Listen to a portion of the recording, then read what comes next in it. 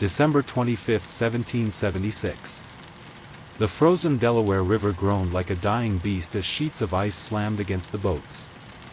On the American side of the river, men with torn boots wrapped rags around their feet. Some were bleeding. Some could barely stand. None looked like soldiers.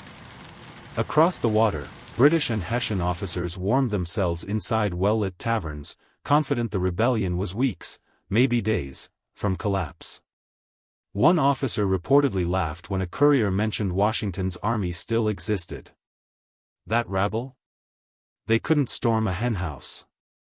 But what they didn't know, what none of them could have imagined, was that within hours, the same rabble would cross an impossible river, march through a blizzard, and unleash a lightning strike so shocking it would echo across the world.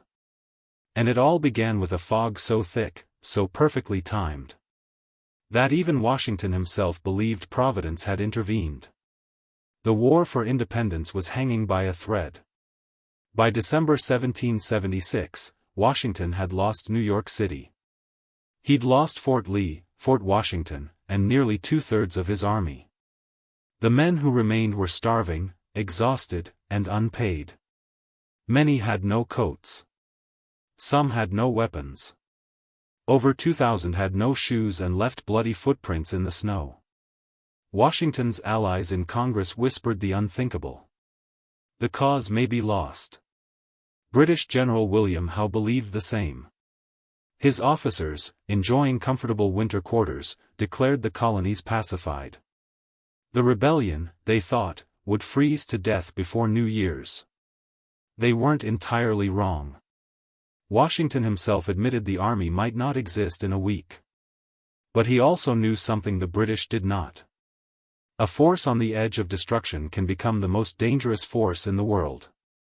On December 23, Washington received intelligence that the Hessians in Trenton, elite German mercenaries, were exhausted and overconfident. They believed winter ended the fighting. Washington saw an opening the size of a musket barrel. He proposed what his officers considered madness. Cross the Delaware River at night. In a nor'easter. With 2,400 half-starved men. Then march 9 miles and attack a garrison of trained European soldiers. His officers argued against it. Nathanael Greene warned it was suicide. Henry Knox believed the artillery might drown. Even seasoned veterans asked Washington if the army wasn't already beaten.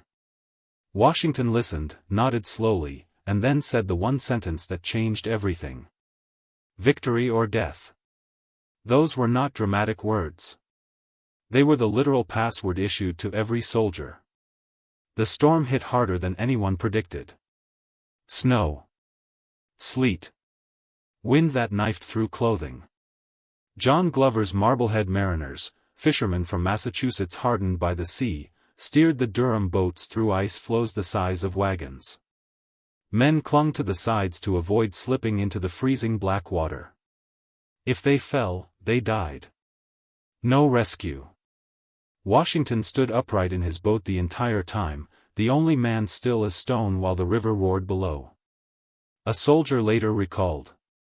The general seemed made of iron that night.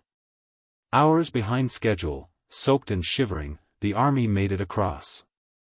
And then the march began. It was now past 4 a.m. The men had not slept. Some hadn't eaten in 48 hours. But they marched. They marched through stinging sleet, past frozen fields, through darkness so thick the men could barely see one another. 2 soldiers collapsed and died of exposure. Another's feet froze solid in his boots. Yet the army pushed on. Captain Thomas Forrest wrote, "I saw men march whose footprints were left in blood." By sunrise, the Americans reached the outskirts of Trenton, hours late. Washington believed the attack had failed before it began. Then the impossible happened. A dense fog rolled in from the river, settling over the town like a blanket. The Hessians could see nothing. The Americans could see everything. Washington looked at the fog and whispered, "Forward." At 8 a.m., Washington's army erupted from the mist. 2 columns smashed into Trenton from the north and west. Hessian sentries barely had time to fire their muskets. Drums sounded. Officers shouted in German. Cannon blasts shook the streets. Colonel Johann Rall, the Hessian commander, rushed out of his quarters pulling on his coat, still half-dressed. He tried organizing a defense, shouting orders above the gunfire. But the fog, the surprise, the sheer ferocity of the American assault. It overwhelmed everything.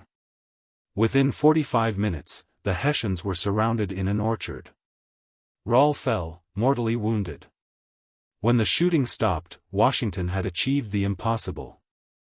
Over 900 Hessians captured. Dozens more dead or wounded. Not a single American soldier killed in action. The rabble that British officers had laughed at had just defeated one of the most feared professional forces in Europe. And the fog? Eyewitnesses on both sides wrote about it for decades. Some called it luck. Some called it nature. Many in Washington's camp called it something else. Providence. The victory at Trenton electrified the colonies. Men who were planning to desert re-enlisted on the spot. New recruits flooded the army. France took notice. Congress regained courage. For the first time in months, the revolution felt alive. The British officers who mocked Washington's army realized a new truth. They weren't fighting a militia. They were fighting an idea. And ideas cannot be crushed by winter, hunger, or empires. Trenton didn't just win a battle. It saved a cause.